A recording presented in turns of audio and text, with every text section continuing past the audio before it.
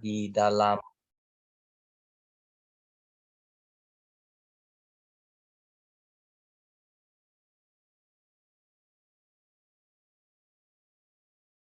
bahasan kita di dalam Bible Class malam hari ini. Kita akan melanjutkan di dalam kitab Galatia ya. Kita akan melanjutkan di dalam kitab Galatia. Nah, baik, saya akan share screen dulu ya seperti biasa. Sebentar. Share screen. Oke, sudah muncul ya. Share screen. Kita akan share. Oke, ini ya. Nah, hari ini kita akan membahas dari kitab Galatia. Secara khususnya adalah saya memberi judulnya adalah Law and Grace. Ya, ini subjudul ya. Kalau judul besarnya adalah kita bicara tentang The Magna Carta of Christian Liberty. Ya. The Magna Carta of Christian Liberty. Nah, ini hari ini kita minggu lalu kita belajar tentang introduksinya ya. Ya, kita belajar sedikit tentang introduksi dan kita masuk juga melihat mengapa kitab Galatia itu ditulis, lalu apa Paulus satu hal yang Paulus nyatakan kepada jemaat di Galatia ya, hal-hal apa saja yang berkenaan dengan isu yang terjadi ya. Nah, kemudian hari ini secara khusus kita akan bahas berkaitan dengan law and grace ya. Law ini hukum, grace ini adalah anugerah. Oke ya. Nah, kita akan seperti biasa, kita akan review sebentar supaya kita bisa diingatkan kembali. Sebentar saja kita review. Nanti kita akan bahas secara khusus hari ini kita akan bahas Galatia pasalnya yang ketiga. Ya. Nah, kita akan lanjutkan ini reviewnya sebentar. Nanti latar belakang surat Galatia supaya kita bisa diingatkan kembali ya. Jadi ini berkaitan dengan latar belakang ya. Kita keluarkan dulu bagaimana pada saat itu Paulus ini dipilih Tuhan secara khusus untuk boleh memberitakan Injil ya, khususnya kepada mereka yang non Yahudi. Ya, karena Tuhan telah memberikan mandat agung dan Tuhan memilih setiap rasul, secara khusus Paulus dipakai Tuhan untuk memberitakan Injil kepada mereka yang non Yahudi, gitu ya. Nah, kemudian di dalam orang-orang Yahudi mereka itu sangat kuat ini ya. Mereka sangat kuat di dalam Torahnya ya, hukum Tauratnya. Juga mereka melaksanakan secara taat ketat begitu terhadap hukum Taurat. Nah, sedangkan kalau kita melihat dari orang-orang yang non Yahudi, mereka itu juga diselamatkan bukan karena Torah ya, tapi karena gospel. Ya, jadi di sini ada dua isu ya, dua isu gospel, Injil Kristus dan Torah. Nah, ini kemudian yang menjadi isu nanti orang-orang Yahudi itu pergi secara khusus ke Galatia untuk mempengaruhi yang non Yahudi ya, bahwa tidak cukup hanya gospel, tetapi harus tambah Taurat ya, karena mereka sangat ini ya ketat sekali menjalankan Taurat sehingga mereka merasa Injil saja tidak cukup. Nah, ini menjadi satu isu yang terjadi di jemaat Galatia dan kemudian Paulus mendengar hal ini dan menegaskan kebenaran berkaitan akan isu ini, maka lahir kitab Galatia. Ya, kira-kira seperti ini. Oke ya. Nah, kemudian kaitan Magna Carta, kan kita mempunyai judul besarnya ini ya, sebagai satu Magna Carta ya. Nah, ini Magna Carta, kitab Galatia ini sebagai Magna Carta ini apa kaitannya dengan kitab Galatia? Karena kita bisa lihat bahwa di dalam kitab Galatia itu bagaimana Paulus boleh menegaskan kebebasan umat Tuhan atau orang-orang percaya ya, itu dinyatakan, dibahas dan ditegaskan di dalam kitab Galatia. Jadi kebebasan orang-orang yang sudah percaya itu tidak lagi terikat dengan segala hukum-hukum Taurat begitu, tetapi murni di dalam anugerah Tuhan, cukup di dalam Kristus, tidak perlu ditambah-tambahkan yang lain. Ya, ini kira-kira berkaitan dengan istilah Magna Carta dengan kitab Galatia. Ya, Kemudian kita bisa lihat di sini bagaimana dasar satu-satunya kebebasan dari dosa, kutukan dan hukum hanya kasih karunia Allah melalui iman. Ya, tidak datang melalui usaha atau melalui pekerjaan hukum Taurat atau apapun juga. Oke ya. Nah, ini sedikit review. Nah, kemudian kita lanjutkan. Nah, di dalam minggu lalu kita berarti bisa melihat bagaimana ini dinyatakan kecaman Paulus terhadap guru-guru palsu dan doktrin-doktrin palsu mereka. Ya, jadi Paulus kasih tahu mereka hati-hati ya, jangan ikut ya. Kalian yang sudah tahu yang benar, jangan sampai kalian ini disesatkan oleh guru-guru palsu dengan doktrin-doktrin palsu mereka. Ya, kemudian Paulus juga boleh mengisahkan ya atau menuliskan ya bagaimana panggilan Paulus sebagai hamba Tuhan, sebagai rasul yang Tuhan utus untuk memberitakan Injil kepada mereka yang bukan orang-orang Yahudi. Nah, di sini ada penegasan yang Paulus nyatakan. Yang pertama adalah hanya ada satu Injil, dan itu adalah Injil Yesus Kristus yang Paulus beritakan. Jadi tidak ada Injil yang lain ya. Hanya ada satu Injil, yaitu Injil Kristus.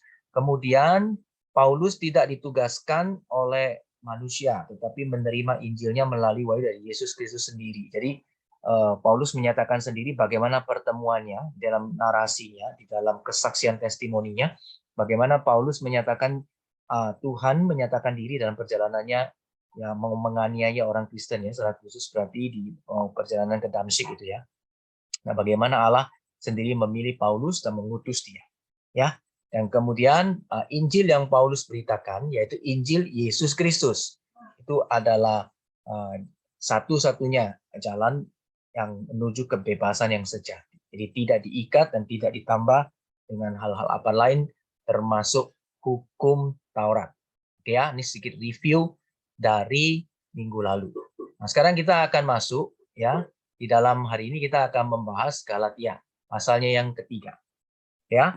Nah, ini kita akan mulai seperti biasa, saya akan membahas per bagian. Yang pertama adalah saya akan membahas dari ayatnya yang pertama sampai ayatnya yang kelima. Oke, baik, minta tolong Pak Richard, boleh bantu saya seperti biasa ya. Tunjuk satu orang baca ya. Bisa minta Bu Meta, apa bisa bantu baca?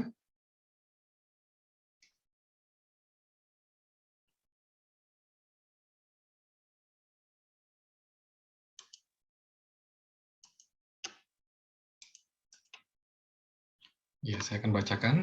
Galatia 3 ayat 1 sampai 5. Hai orang-orang Galatia yang bodoh, siapakah yang telah mempesona kamu? Bukankah Yesus Kristus yang disalib itu telah dilukiskan dengan terang di depanmu? Hanya ini yang hendak ku ketahui daripada kamu. Adakah kamu telah menerima Roh karena melakukan hukum Taurat atau karena percaya kepada pemberitaan Injil? Adakah kamu sebodoh itu? Kamu telah memulai dengan Roh. Maukah kamu sekarang mengakhirinya di dalam daging? Sia-siakah semua yang telah kamu alami sebanyak itu? Masakan sia-sia. Jadi bagaimana sekarang? Apakah Ia yang menganugerahkan Roh kepada kamu dengan berlimpah-limpah, yang melakukan mujizat di antara kamu berbuat demikian karena kamu melakukan hukum Taurat, atau karena kamu percaya kepada pemberitaan Injil? Oke, thank you Pak Richard.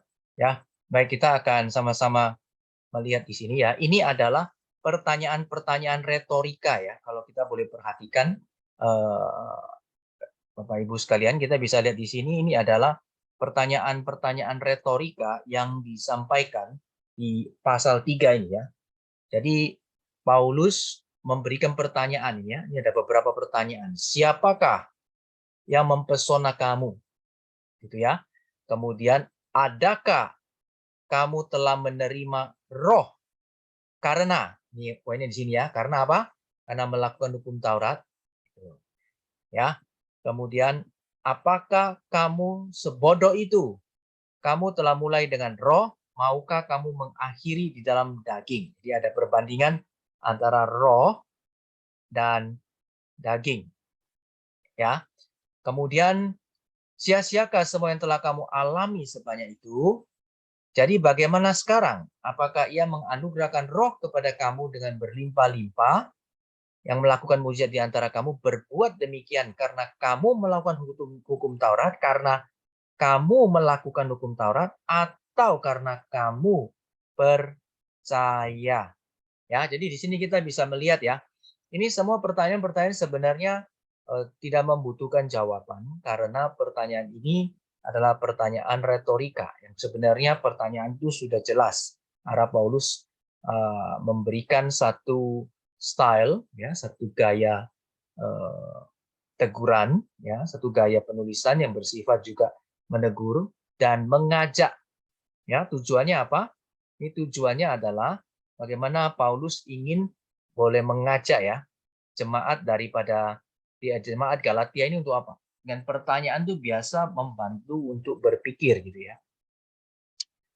Siapakah yang telah mempesona kamu? Nah, ini kan jelas, apalagi ditambahi, bukankah Yesus Kristus yang dilukiskan yang disalibkan itu telah dilukiskan dengan terang? Berarti kan kondisi yang di sini bisa dikatakan ya harusnya tidak ada, gitu ya.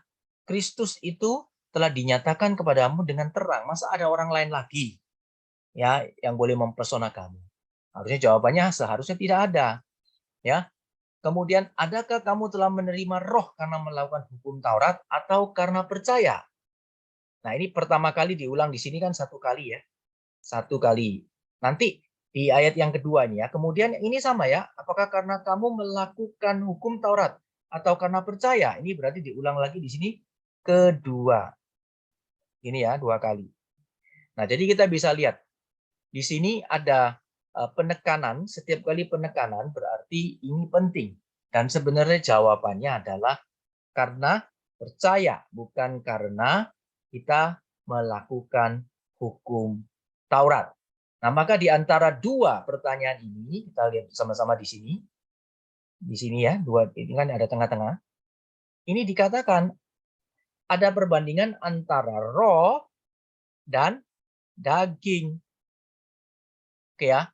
Nah, jadi kita bisa melihat di sini ya ada dua perbandingan ya bahwa apa yang dinyatakan ya bagaimana ini ya satu karya Allah di dalam khususnya keselamatan ya yang dinyatakan kepada jemaat di Galatia di dalam pemberitaan Injil Kristus itu dinyatakan bahwa bagaimana itu adalah karya yang sudah dimulai dalam anugerah Allah oleh pekerjaan Roh Kudus. Jadi tidak ada ini ya satu bagian pun sedikit pun atau apapun istilahnya ya itu usaha daripada manusia ya dalam konteks ini berarti dipakai istilah daging gitu ya. Nah, itu semua karya Allah, roh. Dan pasti kalau kita sudah mulai di dalam roh seharusnya jangan sampai kita mengakhiri di dalam daging ya. Jadi ini adalah sebenarnya satu pertanyaan-pertanyaan retorika yang diberikan untuk boleh menyatakan kepada jemaat di Galatia bahwa mereka itu harus kembali, harus jangan ragu ya oleh segala ini pengajaran-pengajaran sesat ya yang mengajak mereka untuk meninggalkan Injil yang sejati. Nah, Bapak Ibu yang dikasihi Tuhan, kondisi di dalam jemaat Galatia itu sampai pada hari ini itu tetap masih terjadi.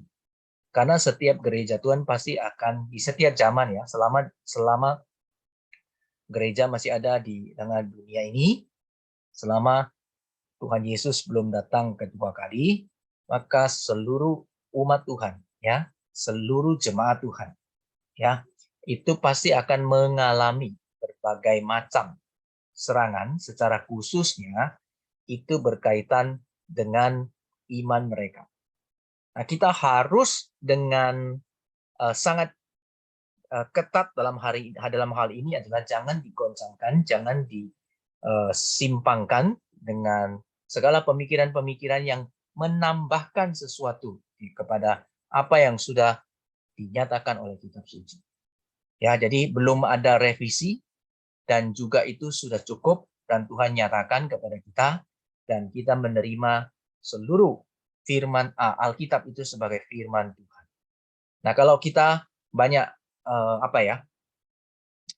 banyak sekali itu kita bisa melihat gereja itu dengan sukarela. Kadang-kadang saya pakai istilah mungkin dengan sukarela, itu mereka membawa iman mereka itu menyimpang. Nah, tentunya yang membawa ini biasa juga dari ranah para pemimpin ya. Nah, oleh sebab itu ini bagi para pemimpin harus hati-hati. Karena Tuhan Yesus sendiri mengatakan ya, jadi pemimpin itu berat karena pemimpin itu dia ya seperti ya gembala yang membawa domba begitu. Jadi kalau gembalanya bawa dombanya ke tempat yang salah ya gembalanya salah arah gitu ya, semua dombanya ikut salah gitu ya. Nah, oleh sebab itu para pemimpin gereja, kita sekalian juga secara khusus kalau kita menjadi anak-anak Tuhan di dalam rumah kita masing-masing, kita juga pemimpin toh bagi anak-anak kita, bagi keluarga kita harus mengerti hal ini. Sehingga kita dengan jelas kita bisa lihat bahwa iman percaya kita, bagaimana kita boleh ada di dalam Tuhan, keselamatan kita tidak karena kita melakukan tindakan apapun, usaha apapun, selain hanya karena anugerah. Yang kita lakukan, yang kita bisa kerjakan karena kita diberikan hati yang percaya. Itu saja. Ya. Nah, jadi kadang banyak orang itu merasa, oh enggak lah, kurang afdol gitu ya. Nah, mungkin sekarang mereka bukan mungkin istilahnya kalau ini orang Yahudi ya. Kalau orang Yahudi, dia rasa dia punya tradisi hukum Tauratnya kuat dia lakukan. Nah, sebenarnya hukum Taurat itu diberikan oleh Allah sendiri kan. Ya, maksudnya Allah memberikan hukumnya di dalam Perjanjian Lama, kemudian oleh mereka itu kemudian dibuat ya dalam sedetail mungkin mereka catat, mereka buatkan itu sedetail mungkin. Nah, kemudian itu dijalankan di dalam kehidupan mereka ya. Nah, setelah itu menjadi tradisi turun menurun dan itu mendarah daging sehingga itu dijadikan sebuah menjadi semacam kayak patokan atau pedoman hidup mereka. Sehingga tidak boleh geser, harus seperti itu, seperti itu. Nah, lama-lama menjadi sebuah seremoni sesuatu yang bersifat ritual juga yang harus seperti tradisi turun menurun. Sehingga ketika Tuhan itu membebaskan ya datang ini menggenapkan seluruh janji Tuhan membebaskan kita umat pilihannya dari dosa melalui karya Kristus ya di atas kayu salib yaitu anugerah Allah dinyatakan bagaimana Kristus itu boleh menebus ya seluruh dosa kita dengan kematiannya di atas kayu salib maka di sana setiap orang yang percaya boleh menerima keselamatan. Nah, pada saat itu terjadi mereka sulit menerima ini. Jadi mereka seakan-akan itu tradisi yang sudah mereka pegang ini mau dibuang itu sulit. Mereka gabungkan. Oke, saya terima Kristus, saya terima anugerah Tuhan, tapi plus. Nah, ini yang salah ya. Kalau kita mungkin tidak pakai hukum Taurat, tapi mungkin kita punya tradisi di dalam kita punya kondisi masing-masing. Misalnya kalau orang-orang Tionghoa punya tradisi Tionghoa, dan yang terasa tradisinya itu sesuatu yang baik. Dan kemudian dia menjadi orang percaya, jadi Tionghoa Kristen, gitu ya. Ketika dia menjadi orang Tionghoa Kristen, dia kemudian melihat bahwa oh ini tradisi yang baik, kalau gitu jangan dibuang. Nah kalau kamu sudah menjadi orang Kristen, kamu harus plus tambah. Jadi Injil Kristus plus tradisi-tradisi Tionghoa. Nah ini juga tidak boleh. Ya, nah, banyak macam hal lainnya juga. Termasuk juga kalau itu hal-hal yang bersifat rohani sekalipun ditambahi. Ya, misalnya iman Kristen itu misalnya apa? Keselamatan itu misalnya oke, ini kita menerima Injil Kristus plus apa? Ya, plus seluruh hal apa itu mungkin pengajaran-pengajaran daripada orang-orang yang kudus. Jadi dipluskan, ditambah, ya. Kita boleh mempelajari, kita boleh menerima warisan-warisan ya. Kalau semacam teologi misalnya, itu juga warisan yang baik. Misalnya kalau bagaimana ini Injil Kristus plus teologi, itu juga salah, tidak boleh. Ya, kalau semua yang di plus, kita melihatnya ini adalah hanya Injil Kristus. Nah, teologi itu harus based on di dalam gospel ini, yang gospel center. Jadi ini hanya alat, tetapi hanya karena anugerah Tuhan saja, hanya Injil Kristus saja, ya. Jadi tidak ada plus yang lain-lain. Nah, oke. Nah, dari bagian ini merupakan pertanyaan-pertanyaan retorika yang juga ditanyakan kepada kita. Karena kita belajar di dalam kitab Galatia, jemaat Galatia, tentu kita harus menarik satu kesimpulan juga bagi diri kita untuk part yang pertama ini, ayat 1 dan 5. Bagaimana dengan kita? Kita harus berpikir, apakah ada ya tradisi-tradisi tertentu? Apakah ada hal-hal lain ya yang juga kita masih belum bisa tinggalkan? Saya percaya kepada Tuhan. Saya percaya Yesus Kristus, Injil Kristus. Nah, tapi ada tapinya gini ya. Tapi kenapa? Ya, tapi kayaknya saya masih belum bisa meninggalkan tradisi-tradisi lain. Saya belum bisa meninggalkan hal. Saya rasa ini juga tetap penting. Nah, ini kita melalui firman Tuhan hari ini kita harus berani membuang, ya. Jadi itu tidak boleh ditambahkan. Nah, bagaimana kita hanya satu-satunya di dalam Yesus Kristus saja. Oke ya. Nah, ini menjadi bagian pertama yang mengajak kita untuk boleh berpikir terlebih dahulu sebelum kita masuk lagi ke bagian berikutnya. Oke. Nah, saya akan lanjutkan di dalam bagian berikutnya ya. Nah, mungkin saya stop sebentar dulu. Saya stop sebentar. Oke. Saya mungkin mau memberikan sedikit pertanyaan. Apakah di antara kita ada kejadian ya atau mungkin ada hal-hal yang kita mau tanyakan atau sharingkan juga berkaitan dengan hal ini di dalam kehidupan kita, mungkin kita ada pergumulan yang serupa ya berkaitan dengan Injil Kristus dengan juga mungkin tradisi-tradisi yang lain yang mau berusaha mungkin mengikat kita atau mempengaruhi kita sehingga kita mungkin menjadi bingung atau sulit untuk meninggalkan. Ada nggak hal demikian? Silakan, atau ada yang mau memberikan sedikit kesaksian berkaitan dengan hal ini? Ada? Tidak ada? Semua tidak ada pergumulan berkaitan dengan hal ini, semua bisa mengatasi ya. Jadi kalau ada tradisi-tradisi demikian kita bersikapnya jelas ya. Jadi tidak lagi di dalam keraguan, tetapi kita bersikap jelas. Oke? Ada pertanyaan atau ada mau ada kesaksian berkaitan mungkin dulu saya terikat dengan tradisi ini, tapi kemudian saya sekarang sudah mengerti dan dalam perjuangannya seperti apa. Kalau mau di-sharingkan silakan. Tidak ada ya? Oke. Baik, kalau tidak ada, saya lanjutkan ya. Saya akan lanjutkan, kita akan masuk ke dalam bagian yang kedua. Nah, di dalam bagian yang kedua, kita akan lihat bersama-sama. Ini berkaitan dengan ayat yang ke-6 sampai ayat yang ke-9. Ya, kalau gitu saya bacakan saja. Secara itu jugalah Abraham percaya kepada Allah. Ya, saya langsung bahas saja ya, Bapak Ibu yang dikasih Tuhan supaya tidak ulang-ulang.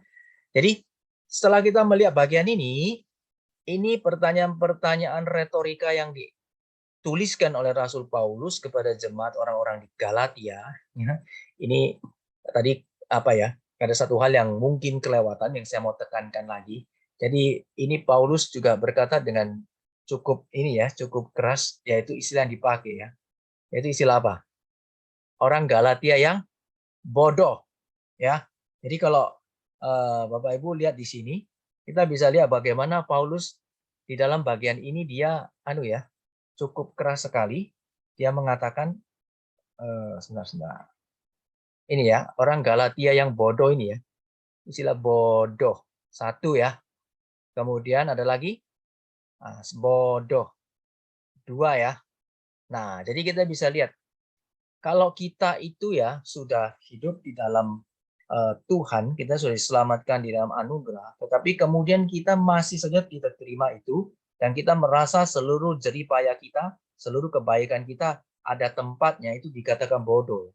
Atau kita mau dipengaruhi oleh orang lain supaya kita secara mungkin tidak geser terlalu jauh, dikit aja, tapi kelihatannya itu sesuatu yang nggak apa-apa, bisa diterima. Nah, itu sebenarnya satu kebodohan.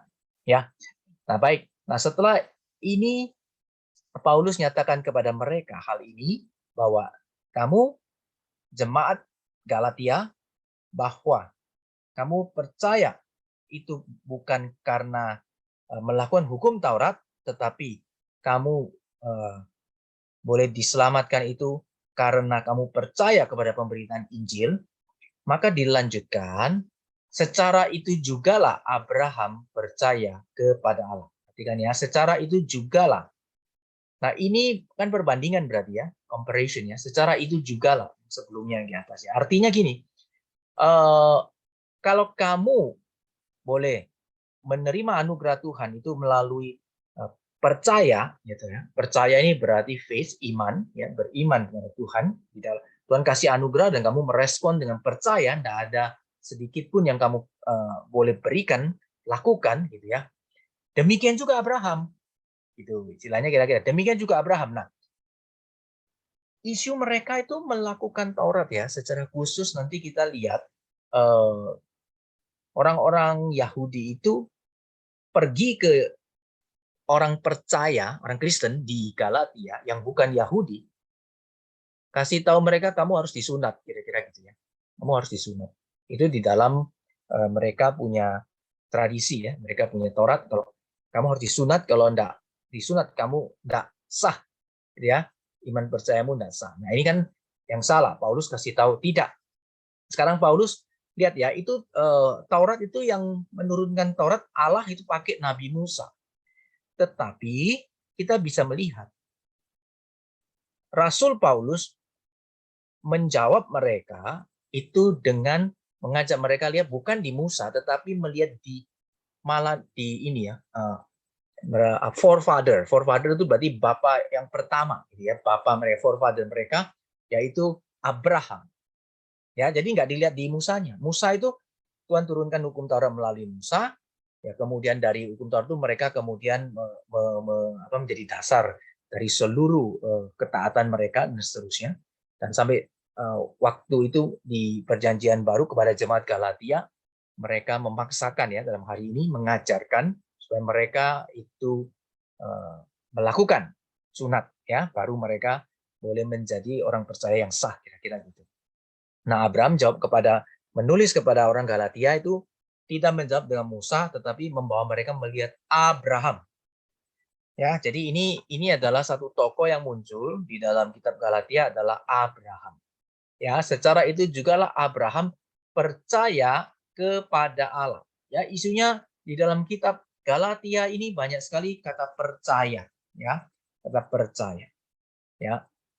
Nah, kita bisa lihat di sini, maka Allah memperhitungkan hal itu kepadanya sebagai kebenaran. Nah, ini kita bisa lihat ya. Nah, bagaimana apa yang dilakukan Abraham, lalu kenapa Allah bisa memperhitungkan hal itu kepadanya sebagai kebenaran. Nah, ini kita bisa lihat sama-sama, ini karena Abraham percaya. Percaya kepada apa? Kepada apa yang Tuhan janjikan. Jadi Tuhan berfirman kepada Abraham. Dan Abraham percaya akan apa yang Tuhan firmankan. Nah, pada saat Abraham percaya kepada Allah atas janji atau firman yang Tuhan percayakan, maka dikatakan Allah memperhitungkan hal itu kepadanya sebagai kebenaran. Ya. Nah, jadi kita bisa bilang dalam hal ini diperhitungkan sebagai kebenaran, itu righteousness ya, diperhitungkan. Jadi dipandang, diperhitungkan, dianggap benar. Ya, jadi kita sekarang bisa melihat Allah yang memperhitungkan, Bapak Ibu sekalian. Kalimat di sini ini pada saat dikatakan Allah yang memperhitungkan, ini tindakan aktif datang dari Tuhan. Jadi bagi kita, kebenaran kita boleh menjadi orang yang benar karena Allah memperhitungkan. Jadi kita hanya menerima. Kita hanya menjadi yang pasif. Ya, Allah yang melakukan semuanya. Jadi di dalam bagian ini sebenarnya kita bisa melihat di dalam Perjanjian Lama Abraham dipilih Tuhan, dianggap sebagai the righteous, orang yang benar, itu karena Allah yang memperhitungkan hal itu. Lalu bagaimana hal itu kalau dari diri Abraham, apa yang Abraham lakukan? Tidak ada. Apakah Abraham melakukan hal yang baik? Apakah Abraham karena dia seorang yang kaya? Tidak ada. Tidak ada hal apapun ya yang Abraham lakukan. Bahkan boleh dikatakan pada saat Abraham dipilih oleh Allah, dia justru di dalam kondisi yang tidak mempunyai keturunan. Ya, ini adalah satu kondisi yang artinya tidak ada keturunan itu berarti kan tidak ada generasi selanjutnya. Jadi, tapi di dalam kondisi ini Allah justru menjanjikan itu adalah satu keturunan yang besar. Nah, di sini ketika Abraham percaya, Allah memperhitungkan sebagai kebenaran. Nah, di sini Paulus mengajarkan kepada jemaat di Galatia, ingat sama, bukan cuma sekarang. Kamu memang diberitahu oleh orang-orang Yahudi bahwa wah, tidak cukup cuma percaya, harus plus itu tradisi atau melakukan hukum Taurat, dalam hal ini sunat. Tetapi Paulus kasih tahu, sekarang lihat bapaknya orang Yahudi. Siapa bapaknya orang Yahudi? Bukan lihat Musa, lihat bapaknya orang Yahudi, yaitu Abraham. Waktu itu dia belum ada keturunan. Ya, tetapi Tuhan panggil dia, pilih dia, jadikan dia sebagai nenek moyang yang dari orang Israel itu, ya Pak Abraham itu, sehingga garis keturunannya kemudian turun, termasuk nanti ada orang Yahudi.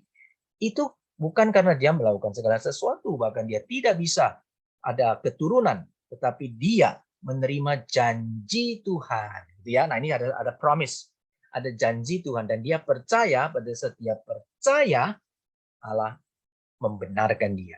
Nah, jadi di sini Rasul Paulus, ya, dia adalah seorang rasul yang sangat ngelontok. Ngelontok itu berarti dia benar-benar belajar, dia memahami seluruh hukum Taurat dengan baik. Nah, bedanya apa? Bedanya dia sekarang itu sudah klik. Roh Tuhan sudah melahirbarukan, sudah membaharui, memberikan kepada Paulus itu satu hati yang baru, sehingga Paulus itu waktu melihat seluruh hukum Taurat, dia melihatnya sudah di dalam kacamata Injil. Dia sudah melihat di dalam kacamata yang Tuhan siapkan, ya. Jadi bukan lagi terpisah antara Taurat dan Injil untuk dipertentangkan, tidak, tetapi Paulus sudah diberikan, sudah klik gitu ya. Nah, dia bisa melihat keseluruhan dengan jelas. Nah, oleh sebab itu dia memberitahu kepada mereka, orang-orang Galatia. Ya, jangan kamu dipengaruhi oleh apa yang dikatakan orang-orang Jews itu, Yahudi itu kepada kamu berkaitan dengan iman, percayamu. Ya, jadi tidak perlu ditambahkan apa-apa. Karena Abraham forefather itu, ya, bapakmu yang pertama itu, nenek moyangmu itu juga diperhitungkan karena imannya, ya, makanya dia disebut bapak di orang beriman. Oke, jadi kamu lihat bahwa mereka yang hidup dari iman, mereka itulah anak-anak Abraham. Nah, jadi ini jelas ya, ini apa yang Paulus kemudian menyimpulkan, dan ini sebenarnya kaitannya kan jelas kepada apa yang mereka sedang hadapi. Perhatikan ya, mereka itulah yang hidup dari iman, mereka itulah anak-anak Abraham. Jadi hati-hati di sini. Ini ada satu peringatan. Pada saat ini sebuah statement dan juga sebuah peringatan. Ya, peringatan apa? Peringatan yang menyatakan bahwa kalau mereka yang justru menambahkan segala sesuatu dan merasa hidup mereka itu adalah karena segala perbuatan mereka, mereka bukan anak-anak Abraham. Dengan kata lain, orang-orang ya yang menyatakan dirinya mereka orang-orang keturunan Abraham, tapi mereka tidak hidup dari iman, tetapi dengan segala usaha dan perbuatan mereka, maka hati-hati ya, mereka tidak diperhitungkan sebagai anak-anak Abraham. Ya.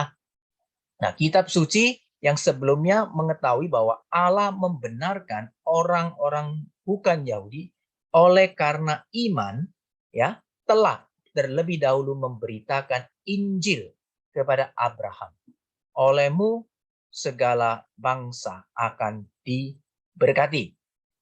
Oke, jadi dasarnya juga kitab suci. Jadi kitab suci yang sama, ya. Sudah sebelumnya, jadi tidak ada kontradiksi. Allah sendiri yang membenarkan, ya. Allah sendiri yang boleh memilih dan membenarkan orang-orang yang bukan Yahudi oleh karena iman, ya. Nah, jadi mereka yang hidup dari iman, mereka lah yang diberkati bersama-sama dengan Abraham yang beriman itu. Nah, ini adalah satu kesimpulan yang pertama kali dikasih pertanyaan retorika. Pertanyaan retorika memberikan jawaban yang bisa dijawab oleh jemaat Galatia. Dan mereka tahu, ya, kami bukan karena segala kebaikan kami, bukan juga usaha kami, tetapi Injil Kristus diberitakan kepada kami dan kami percaya, dan itulah yang menjadi anugerah Tuhan yang menyelamatkan kami. Jadi tidak ada lagi usaha dari kami. Oke ya. Nah, itu bagian pertama. Bagian yang kedua, diberikan bukan sekedar contoh tetapi sesuatu sejarah ya dari sejak mulanya. Nenek moyang daripada orang-orang Yahudi yaitu Abraham. Dan juga Abraham itu dari sejak awal dia diperhitungkan sebagai orang yang benar itu karena iman, bukan karena ada hal apapun atau usaha yang ditambahkan di dalam dirinya sehingga Tuhan memilih dia. Tidak, ya. Jadi ini bagian kedua, menegaskan dengan satu sejarah yang dinyatakan melalui hidup Abraham. Oke, sekarang kita akan lihat ya. Lihat Kejadian 15 ya. Kejadian pasal yang ke-15 itu kalau kita lihat bersama-sama, di sana kita akan melihat ya. Coba saya mungkin di sini saya tidak menampilkan, tapi saya minta Bapak Ibu sekalian boleh membuka Alkitab masing-masing ya, supaya kita bisa belajar bersama. Kejadian pasalnya yang ke-15 ya. Coba kita lihat bersama-sama. Sudah buka Kejadian pasal 15 ya? Saya tunggu sebentar. Silakan buka Kejadian pasal yang ke-15. Sudah ya? Nah, sekarang kalau sudah, coba kita lihat bersama-sama. Di sana ya, perhatikan. Nama Abraham itu dicatat namanya siapa. Coba dilihat, itu dari Kejadian pasal 15 ayatnya yang pertama, itu sudah dicatat jelas ya. Kita bisa menemukan nama Abraham itu dicatat namanya siapa. Ada yang sudah menemukan, boleh jawab langsung. Siapa? Abram. Betul ya. Jadi di sana tidak ditulis Abraham, gitu enggak ya. Abram. Ya. Loh, apa maksudnya ya? Kenapa kok ditulis namanya cuman Abram? Enggak apa-apa. Kita lewat dulu ya. Nah, sekarang kita perhatikan lagi di situ nanti itu tadi dikatakan ya. Ayatnya yang pertama itu kemudian Tuhan memberikan bukan di ayat pertama. Nanti kita lihat ya. Kejadian 15 ayat yang kelima. Itu Tuhan membawa Abram keluar, Abram ya, serta berfirman, coba lihat ke langit, hitunglah bintang-bintang jika engkau dapat menghitungnya. Maka firmannya kepadanya, firman Tuhan ya kepada Abram, demikianlah banyaknya nanti keturunanmu. Nah, ini adalah janji Tuhan. Tuhan mengkonfirmasi lagi janjinya kepada Abraham. Lalu ayat yang ke-6, perhatikan ini ya. Ini yang dikutip oleh Rasul Paulus di ayat 6. Jadi sama-sama di ayat 6 ya. Jadi nah, ini di sini 3 ayat 6. Ya. Kemudian di sini adalah Kejadian 15 ayat 6. Ya, secara itu jugalah Abraham percaya kepada Allah, maka Allah memperhitungkan hal itu kepadanya sebagai kebenaran. Nah, Kejadian 15 ayat ke-6, lalu percayalah Abram. Perhatikan ya, ditulis Abram kepada Tuhan, maka Tuhan memperhitungkan hal itu kepadanya sebagai kebenaran. Ya, jadi Rasul Paulus dia mengutip atau dia pakai perjanjian lama yang memang sudah jelas tertulis untuk boleh menyatakan satu kebenaran yang tidak berubah dari sejak perjanjian lama bahwa Allah itu memilih bukan berdasarkan usaha daripada kita semua, karena kita baik kita dipilih, karena kita usaha kita yang menyebabkan kita boleh menjadi orang-orang yang dipilih Tuhan. Tidak, tetapi semua semata-mata karena bagaimana Tuhan memberikan kepada kita. Dalam hal ini Tuhan memberikan kepada Abram hati yang boleh percaya.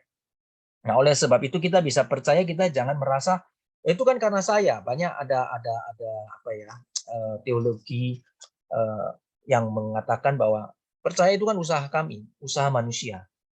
Nah, ini juga adalah satu cara pandang yang keliru ya.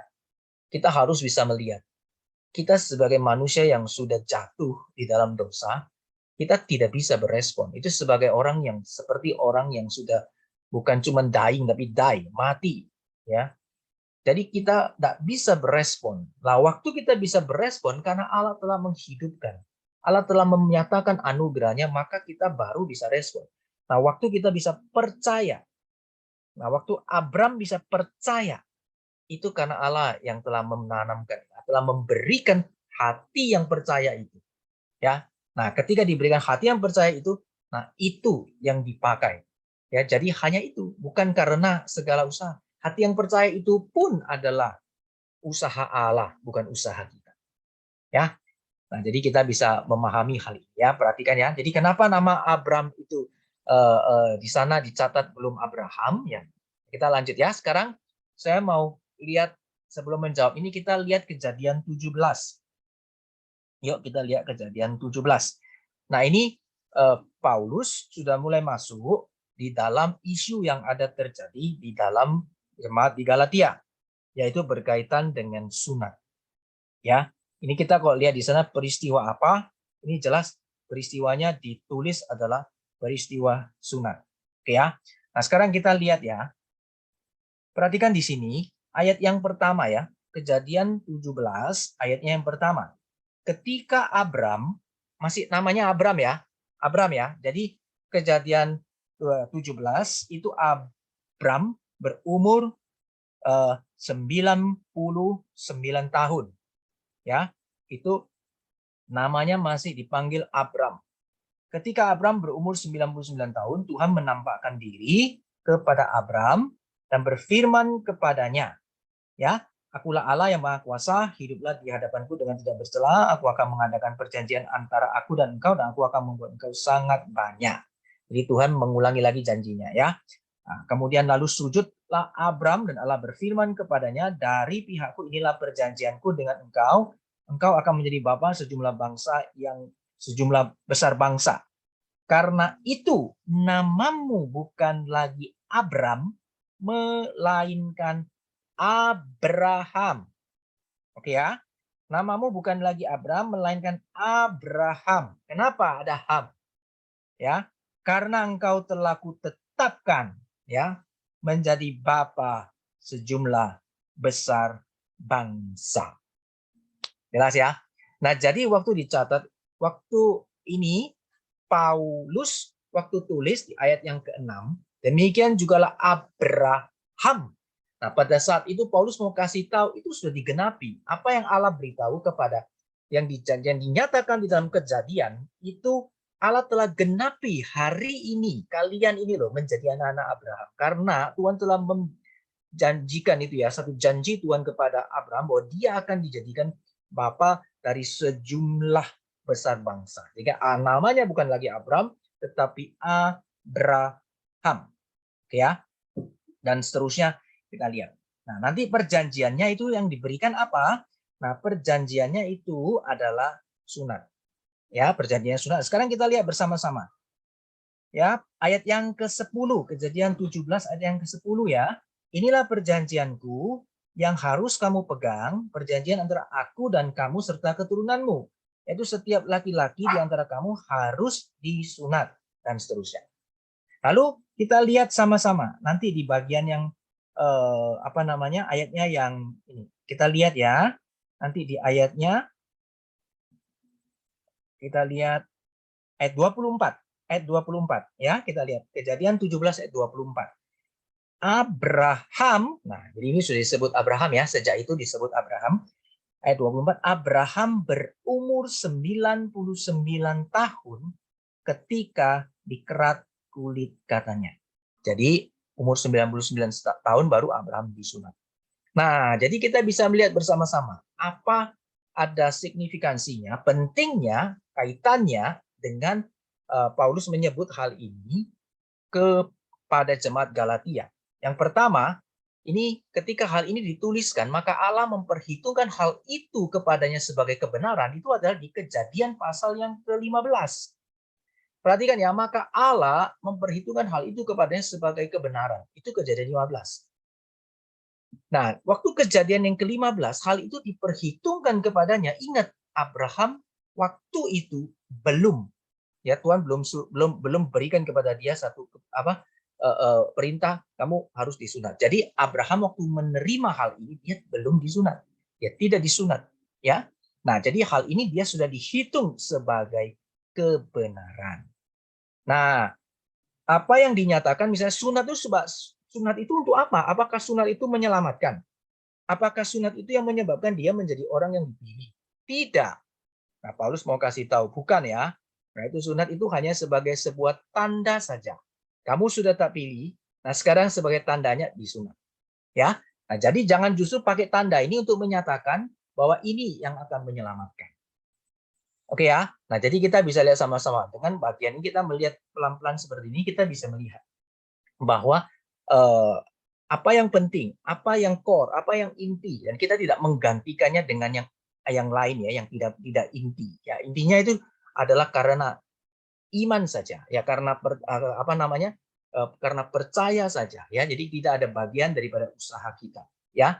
Nah, ini bagian ini boleh dinyatakan kepada jemaat di Galatia. Paulus mengajarkan hal ini kepada mereka, dan tentunya itu juga ada kaitannya dengan kita hari ini supaya kita juga tidak gampang dan tidak mudah kemudian kita dipengaruhi oleh mungkin nanti hal-hal baru, ya, kemudian mungkin juga tradisi-tradisi seperti yang saya sudah sampaikan tadi yang sesuai dengan keadaan kita masing-masing, ya,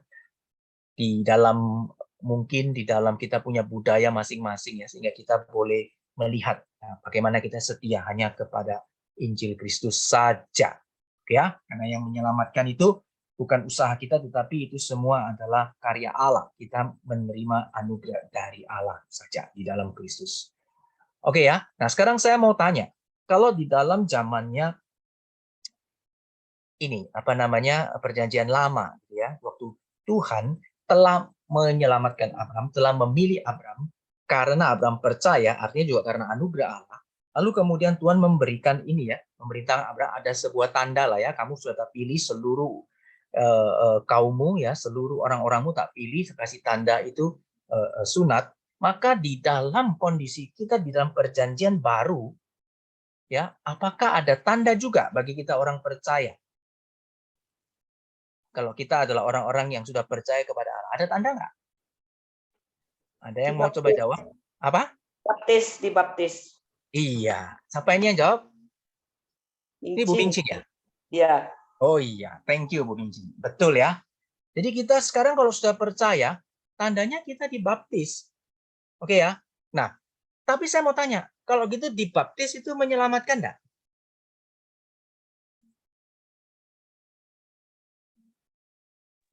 Siapa mau jawab? Bu Mincin, baptis menyelamatkan nggak?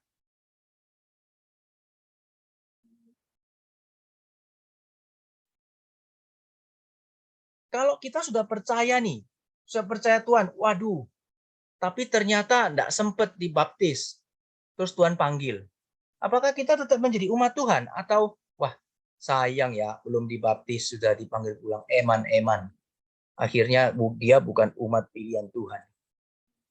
Bagaimana? Ada yang mau coba memberikan komen, jawaban? Siapa? Saya? Boleh, silakan. Saya? Ya.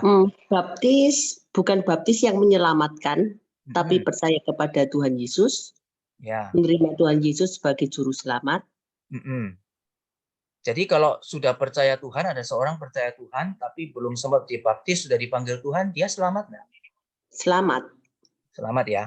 Ya. Kalau ada orang yang bilang, oh kamu ya, kalau sudah percaya harus dibaptis. Baptisnya pun nggak boleh cuma dikasih itu sedikit air, tapi harus dicelupkan, diselamkan dulu, baru afdol. Kalau enggak, kamu enggak selamat. Benar nggak pengajaran demikian?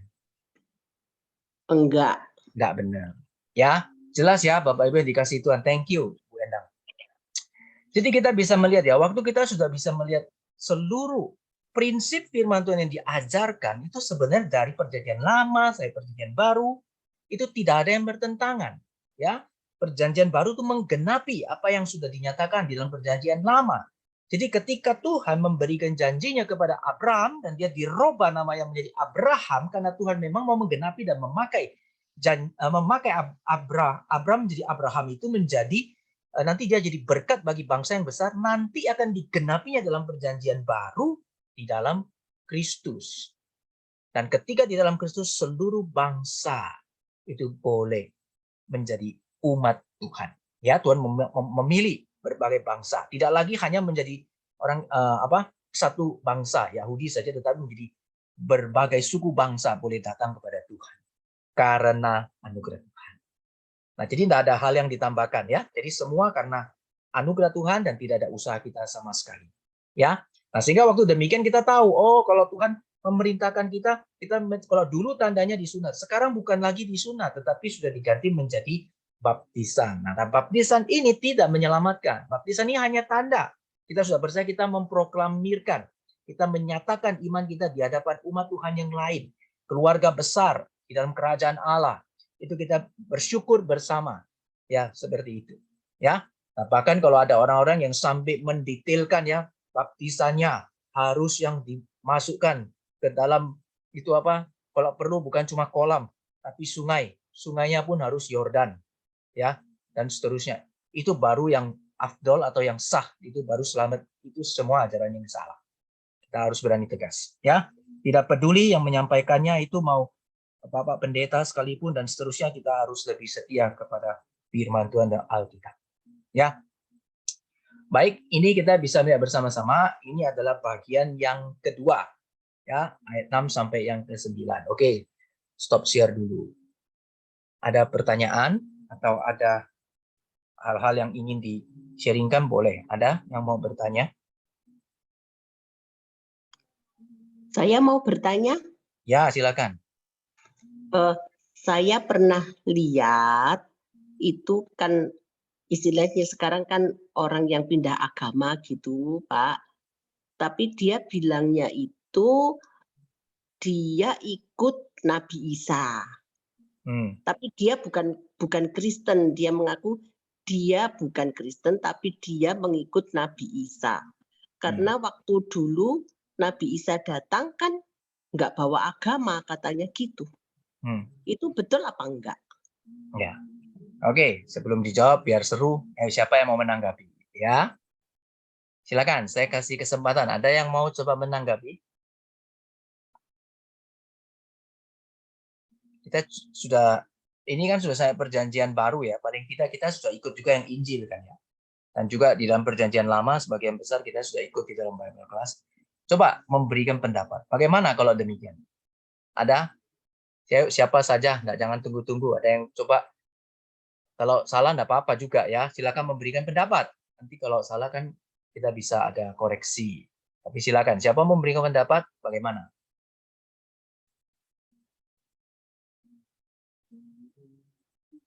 Jadi pertanyaannya itu gini. Ada orang katanya percaya kepada Nabi Isa, ya. Percaya kepada Nabi Isa, ya. Tapi dia tidak menyebut dirinya Kristen karena orang-orang waktu Nabi Isa datang itu dia tidak membawa agama tertentu, ya. Nah, apakah demikian? Ini adalah hal yang benar. Ada yang mau mencoba menjawab, memberikan pandangannya, pendapat? Silakan. Ada? Saya mau bukan menjawab Pak Rusli, tapi saya sendiri yang mau tanya soal. Oh iya, enggak apa-apa, silakan. Nah, itu maksudnya kan kalau masalah Nabi Isa itu seringkali kalau Nabi, pertanyaannya kan bagi saya Nabi Isa yang mana yang dimaksud begitu. Kan kalau orang tetangga kita, saudara kita itu kan juga menyebut Nabi Isa. Nah, itu kan beda dengan Nabi Isa yang kalau yang dimaksud Tuhan kita ya. Maksudnya kalau Tuhan kita bukannya, kalau menurut saya itu sudah jelas ya, Tuhan Bapa Allah mengutus Tuhan Yesus ke dunia kan untuk kita ya, maksudnya bukan tidak beragama begitu ya maksud saya. Nah, apakah betul maksudnya kalau saudara kita itu menyebut Nabi Isa kan bukan sama dengan yang Nabi Isa kita gitu Pak? Ya, oke. Ya, thank you untuk Bu Meifang ya. Nah, sebenarnya kan counternya kan begini.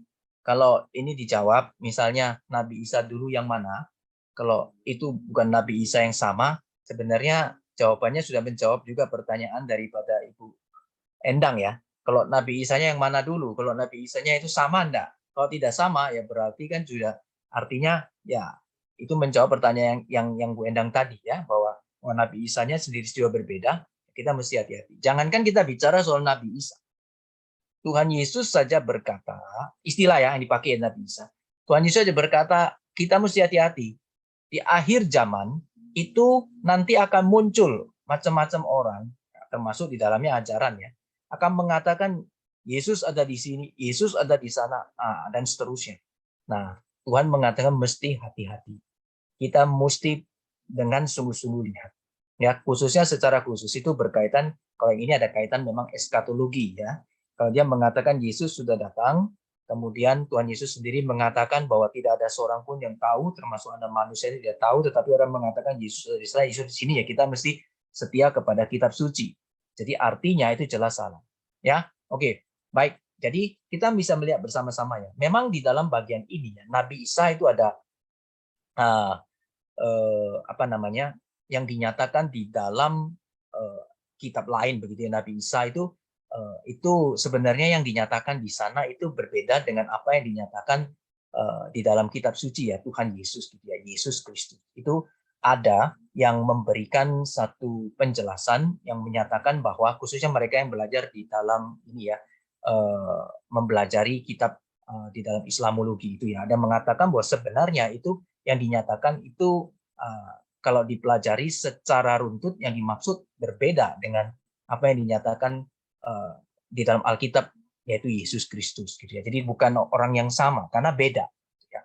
Nah, tapi saya di dalam bagian ini karena saya tidak terlalu mempelajari khususnya di dalam bagian Islamologi, jadi saya tidak terlalu menjawab dari bagian ini ya. Dalam bagian ini mungkin kita bisa belajar secara khususnya itu dari bahwa penginjil Bejoli itu dia lebih kuat di dalam bagian ininya. Ya, saya pernah lihat di sana, dia pernah menyatakannya bahwa yang dimaksud dengan Nabi Isa yang ditulis di dalam kitabnya buku Al-Qur'an itu beda dengan yang di dalam Alkitab Yesus Kristus, gitu ya. Nah, cuman saya akan memberikan pendekatan dalam arti demikian. Kalau Tuhan Yesus mengatakan begini ya, setiap orang yang dia malu ya mengakui aku di depan banyak orang, nanti satu hari aku juga akan malu mengakui dia di hadapan Bapa. Itu ada kalimat begitu ya. Nah, kemudian itu yang pertama. Yang kedua, itu adalah saya mau melihat bahwa apa yang dinyatakan itu tentang keselamatan, secara khususnya wahyu khusus yang firman Tuhan pakai itu boleh menyatakan tentang ya anaknya yang tunggal, itu Tuhan pakai memang dalam kitab Injil, yaitu dinyatakan di sana adalah nama Yesus Kristus ya sebagai Tuhan dan juru selamat. Jadi Tuhan Alkitab mengatakan di dalam khususnya pada saat baptisan Yesus Kristus, Tuhan datang sebagai juru selamat. Kan Bapa di sorga di dalam peristiwa baptisan itu mengatakan ya, inilah anakku yang kukasihi dan kepadanya lah aku berkenan. Jadi tidak ada nama lain ya, tidak ada kepadanya aku berkenan. Dan kemudian juga dinyatakan juga setelah Kristus bangkit ya, di bawah kolong langit tidak ada nama lain yang kepadanya dikaruniakan, yaitu hanya kepada nama Yesus Kristus itu saja. Nah, jadi saya ya di dalam pemberitaan Injil, saya lebih setuju dan biasa selama ini juga demikian, saya tetap menyebut nama Yesus Kristus. Jadi saya tidak, saya adalah orang yang mungkin saya tidak mengambil jalan masuk, misalnya memakai nama yang dipakai misalnya Nabi Isa begitu dan seterusnya ya. Tapi saya lebih pakai Alkitab sebagai dasar, yaitu Yesus Kristus. Karena itu yang dinyatakan oleh firman Tuhan, oleh Alkitab. Jadi saya pakai ya nama Yesus Kristus. Nah, jikalau ada orang yang mengatakan bahwa oh ya, itu kan dia tidak menyebutkan ya namanya datang, dia tidak membawa agama, dia tidak apa dan seterusnya. Pernyataannya pertanyaannya adalah bahwa memang Tuhan datang ya, itu dia menyatakan apa ya karya Allah yang dinyatakan, tetapi semua yang dinyatakan itu adalah jelas untuk boleh menggenapi satu janji ya atau karya keselamatan yang sudah Tuhan rancang sejak di dalam perjanjian lama. Sejak manusia jatuh di dalam dosa, itu ada master atau grand masterpiece-nya Tuhan di dalam salvation, rencana redemptive history ya, redemptive history yang Tuhan siapkan karya keselamatan itu bagi umatnya. Dan di dalam kitab Alkitab sendiri itu menyatakan ada satu istilah yang memang dipakai sejak saat itu untuk pertama kalinya itu murid-murid itu disebut sebagai Kristen atau pengikut Kristus. Itu di mana? Ada yang tahu? Ingat? Di mana pertama kalinya murid-murid Tuhan disebut Kristen? Antioquia bukan? Di Antioquia. Untuk pertama kalinya itu di dalam pelayanan para rasul pada saat itu. Ya, ketika Injil itu dibuka dan diberitakan sampai di ujung bumi, ya, kan dibuka maksudnya pemberitaan Injil itu, maka di sana memang dicatat untuk pertama kalinya mereka disebut Kristen, yaitu pengikut-pengikut Kristus. Nah, oleh sebab itu, kalau Alkitab sudah menyatakan hal itu, saya kira ya, saya setuju ya, bahwa kita juga harus menyatakannya. Kalau kita orang percaya, ya kita pengikut Kristus, kenapa kita harus merahasiakannya? Kenapa kita mesti malu? Nah, banyak orang merahasiakan itu, ada banyak sekali alasan di belakangnya. Ada yang setuju, ada yang tidak setuju, ya. Ada yang mengatakan ya karena mungkin dia punya komunitas tidak memungkinkan, kalau kemudian dia menyatakan diri itu berbahaya bagi dia. Apapun lah itu alasannya, ya. Nah, tapi saya tetap melihat bahwa sebagai anak-anak Tuhan, memang kita tidak menghakimi, ya, tetapi kita tetap harus mendorong supaya kita boleh tetap menyatakan iman. Karena Tuhan ingin kita menyatakan iman. Tuhan tidak ingin kita menyembunyikan iman. Menurut saya mungkin jawabannya seperti itu. Sebagai anak-anak Tuhan, kita harus menyatakan iman. Meskipun di dalamnya ada konsekuensi. Karena di dalam sejarah kekristenan kita bisa lihat. Semua anak-anak Tuhan. Perjanjian lama juga sama. Meskipun belum mereka pada saat itu misalnya kita pakai ya. Kita lihat mereka para nabi, mereka orang-orang percaya, mereka yang benar-benar diperkenan Tuhan, mereka semua menyatakan iman. Mereka bukan menyembunyikan iman mereka. Mereka tidak berlindung di dalam seluruh hal yang masuknya. Oh, supaya tidak kita tahu. Kita dijadikan terang. Tuhan ingin kita memancarkan terang. Ya, justru itu kita harus menyatakan iman. Kalau ada kesulitan mungkin bertahap. Jadi maka di dalam penginjilan biasanya khususnya di dalam misi itu ada beberapa hal yang saya mungkin tidak setuju dengan beberapa orang yang mengatakan bahwa kalau di dalam komunitas tertentu ketika mereka sudah percaya, mereka menyembunyikan identitas mereka lalu untuk sementara waktu begitu ya. Kalau katakan untuk sementara waktu mungkin saya masih bisa terima ya. Dalam arti begini, harus cari waktu ya supaya mereka mungkin ya keluar dari komunitasnya dan mereka harus menyatakan menyatakan iman mereka, tapi tidak selamanya di sana. Kalau saya sih lebih berpendapat demikian ya, agak berbeda dengan pendapat yang lain ya. Oke, mungkin itu jawaban yang bisa saya berikan. Silakan. Ya, tadi siapa? Bu Endang ya. Iya, makasih Pak. Oke, baik, kita akan lanjutkan. Kita baru sampai di bagian yang kedua. Sekarang kita akan lanjutkan di dalam bagian berikutnya adalah di dalam bagiannya yang ketiga. Nah, sekarang kita akan lanjutkan di dalam bagian yang ketiga ya. Oke. Pasal 10 sampai 14 ya. Karena semua orang yang hidup dari pekerjaan hukum Taurat berada di bawah kutuk. Perhatikan ya, ini Paulus mulai dia mulai memberikan lebih masuk lagi langsung penjelasan-penjelasan yang lebih detail. Semua orang, semua ya, jadi nggak terkecuali, kalau hidupnya dari pekerjaan hukum Taurat berada di bawah kutuk. Sebab ada tertulis, terkutuklah orang yang tidak setia melakukan segala sesuatu yang tertulis dalam kitab hukum Taurat. Jadi perhatikan begini, kalau misalnya hidup di dalam hukum Taurat, berarti harus diadili dan harus ikut dong kepada hukum Taurat. Nah, sedangkan hukum Taurat sendiri itu mengatakan bahwa terkutuklah orang yang tidak setia melakukan hukum Taurat. Kamu kalau tidak setia, kamu terkutuk.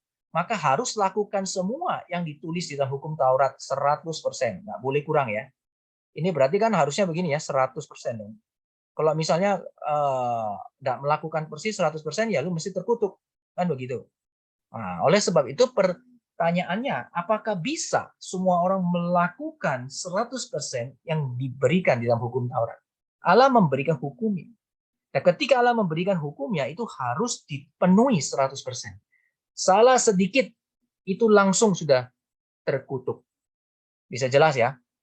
Nah, oleh sebab itu, kita bisa lihat mengapa Adam tidak perlu dosa banyak kali, cukup satu kali saja sudah dia langsung harus diusir dari Taman Eden. Ya karena apa yang Tuhan berikan itu semua standarnya itu sangat ketat. Jadi 100% ya harus dipenuhi mutlak.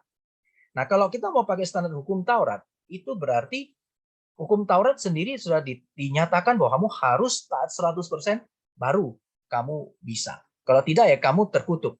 Nah, dengan kata lain sebenarnya tidak ada satupun orang yang bisa taat 100% terhadap seluruh hukum yang Tuhan berikan. Nah, jikalau demikian ya bagaimana bisa selamat? Selalu pasti terkutuk, selalu berada di bawah hukuman karena memang itu adalah upah dari dosa, yaitu maut. Semua orang yang sudah berada di bawah dosa, sudah jatuh dalam dosa, dia terkutuk, ya, dia dikutuk dan dia berada di dalam upah dosa yang adalah maut. Ya, tidak ada yang bisa menyelamatkan dengan segala kebaikannya, dengan melakukan segala apa hal yang baik. Tidak bisa, karena sebenarnya tidak ada orang bisa melakukan 100%. Ya, nah kita bisa lihat. Jadi di sini dikatakan bahwa orang yang mau hidup dari hukum Taurat dia berada di bawah kutuk. Ya, seterusnya ayat 11. Tidak ada seorang pun yang dibenarkan, tidak ada. Dan bahwa tidak ada seorang pun yang dibenarkan di hadapan Allah karena melakukan hukum Taurat adalah jelas. Karena orang yang benar akan hidup oleh iman. Jelas ya? Jadi kenapa tidak bisa dibenarkan? Karena manusia tidak bisa memenuhi apa yang hukum Taurat harus tuntut. Semuanya jelas harus penuh 100%. Tidak bisa. Tidak ada satu orang pun yang bisa. Apalagi sudah jatuh di dalam dosa. Impossible. Tidak mungkin. Oleh sebab itu jelas ya. Orang hanya bisa benar, orang yang benar akan hidup hanya oleh iman. Ya, di sini kita sudah bicara ya tadi ya. Ini diulangi lagi oleh Paulus, diberi lagi ketegasan. Kenapa oleh iman? Iman berarti percaya. Percaya pun karena apa? Karena Allah berbelas kasihan. Karena karya Allah yang diberikan di dalam hatinya sehingga dia boleh percaya. Dengan kata lain, berarti orang benar itu karena dibenarkan oleh Tuhan. Bagian kita tidak ada. Kita boleh benar ya karena Tuhan membenarkan kita. Baru kita bisa percaya. Ya.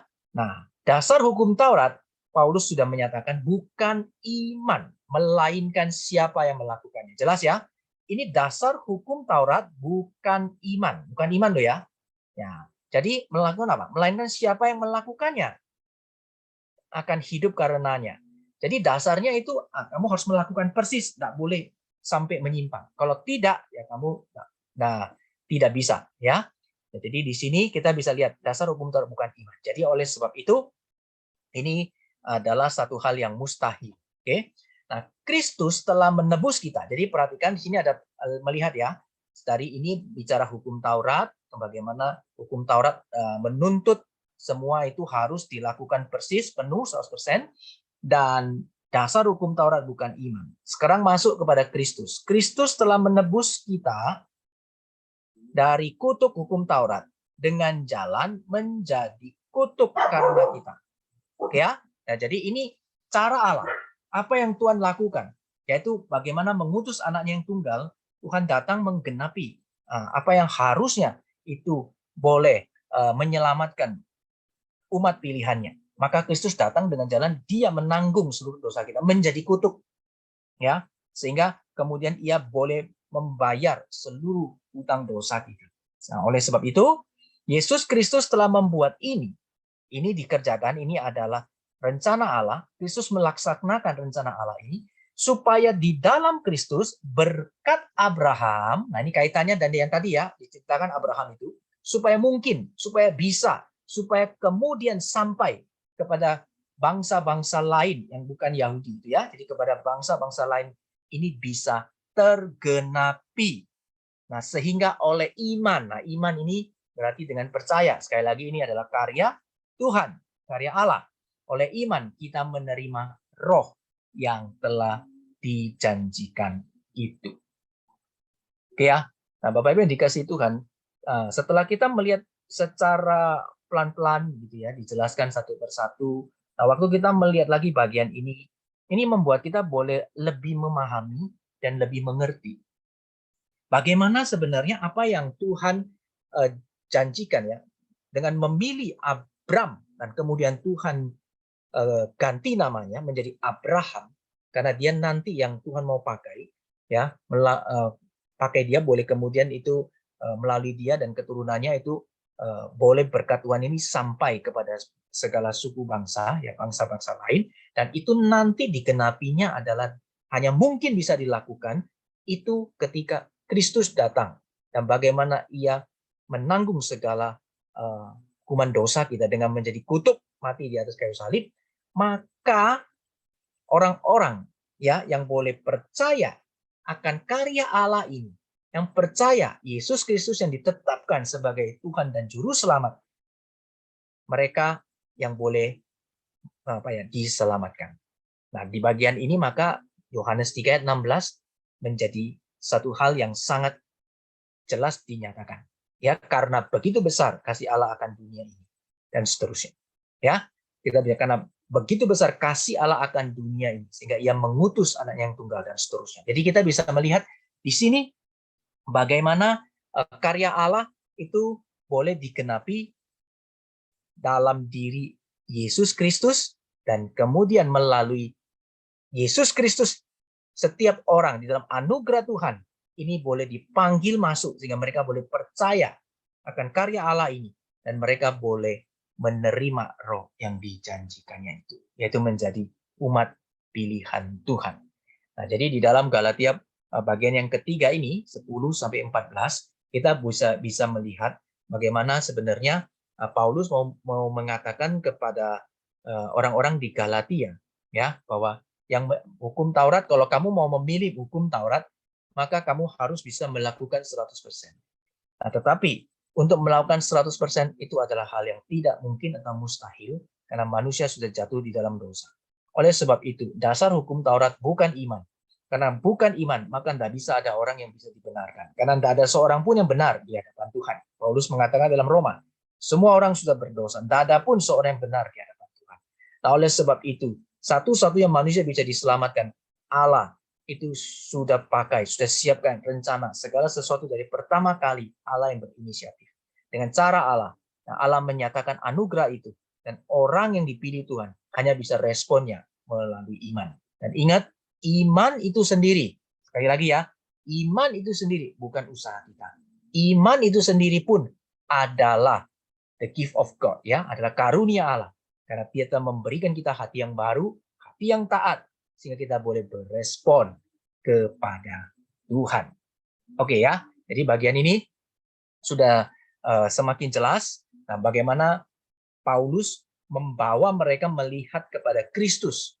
Tidak ada yang lain. Sekali lagi, di bagian yang pertama ketika pertanyaan retorika itu diberikan, di ayatnya yang pertama, nama Kristus itu muncul. Nah, di dalam bagian ini Paulus kembali mengingatkan kepada mereka, tidak ada pribadi lain ya. Jangan kamu ada pribadi lain yang mempesona kamu, tidak ada. Hanya Yesus Kristus. Tidak ada yang lain. Ya. Nah, jadi ini nama Kristus itu muncul di sini. Kalau dalam bagian ini kita bisa melihat ada dinyatakan 2 kali ya. Nah, Kristus telah menebus kita dari hukum Taurat, dan kemudian 14 Yesus Kristus yang membuat ini supaya dalam Kristus berkat Abraham sampai kepada bangsa-bangsa lain. Oke, ini ayat 10 sampai bagian 3, 10 sampai 14. Oke, saya lanjutkan lagi ya. Sekarang masih ada 2 bagian ya, 15 dan 18. Nah, saudara-saudara, baiklah aku pergunakan suatu contoh dari hidup sehari-hari. Suatu wasiat yang telah disahkan. Oke ya. Jadi ini sekarang Paulus memberikan contoh. Perhatikan contohnya. Contohnya apa? Contohnya adalah suatu wasiat yang telah disahkan. Sekalipun ia dari manusia, tidak dapat dibatalkan atau ditambahi oleh seorang pun. Ya, adapun kepada Abraham diucapkan segala janji itu dan kepada keturunannya. Tidak dikatakan kepada keturunan-keturunannya. Seolah-olah dimaksud banyak orang, tetapi hanya satu orang, dan kepada keturunanmu, yaitu Kristus. Nah, ini adalah hal yang penting, Bapak Ibu sekalian. Jadi kalau kita melihatnya, ini Paulus merefer kepada Abraham, janji Tuhan kepada Abraham, itu waktu itu dikatakan bukan ini ya, ayat 16 ini ya, diucapkan segala janji itu kepada keturunannya. Keturunannya, ini ya, perhatikan ya, ini bentuknya sebenarnya bukan plural, tetapi ini bentuknya adalah single gitu. Keturunannya bukan plural ya, tetapi dia adalah satu gitu ya. Jadi bukan kepada keturunan-keturunannya, bukan bersifat jamak ya. Nah, seolah-olah dimaksudkan banyak orang, tetapi hanya satu orang saja. Nah, satu orang ini siapa? Nah, Paulus memberikan penjelasan, dikaitkannya kepada janji kepada Abraham. Satu orang itu adalah Yesus Kristus. Karena melalui Kristus inilah nanti seluruh berkat Abraham itu akan digenapi, akan menjadi nyata. Seluruh bangsa itu akan mendapatkan berkat.